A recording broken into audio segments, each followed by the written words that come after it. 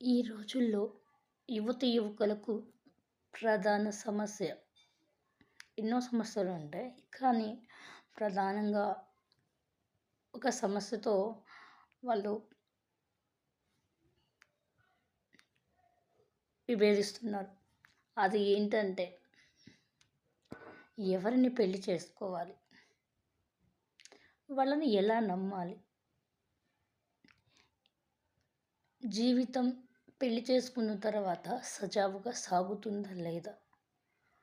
అలాంటి ఆలోచనలతో కొంతమంది యువకులు పెళ్లి పట్ల విముఖ విముఖత చూపుతున్నారు. ఈ పెళ్లి వ్యవస్థ అనేది ఎన్నో సంవత్సరాల క్రితం హిందూ సంప్రదాయం ప్రకారమే కాకుండా మన భారతీయ సంస్కృతి ప్రకారం వివాహ వ్యవస్థ అనేది రూపొందించబడింది. పూర్వం రోజుల్లో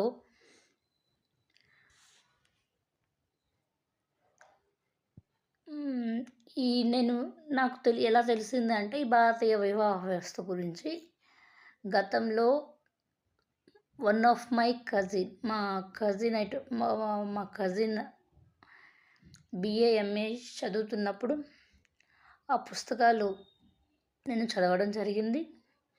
అందువల్ల నేను కొద్దిగా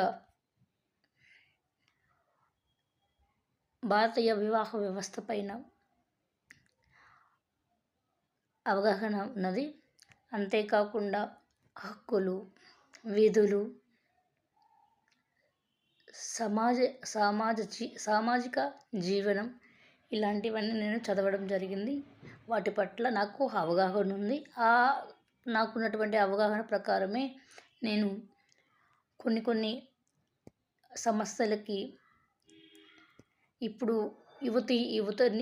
యువకుల్ని ఆలోచింపజేస్తున్న సమస్యలకు సమాధానపరచాలని నేను ఈ వీడియో చేయడం జరుగుతుంది. మన భారతీయ సంస్కృతి ప్రకారము వివాహాలు అనేవి ఎన్నో రకాలు ఉన్నాయి.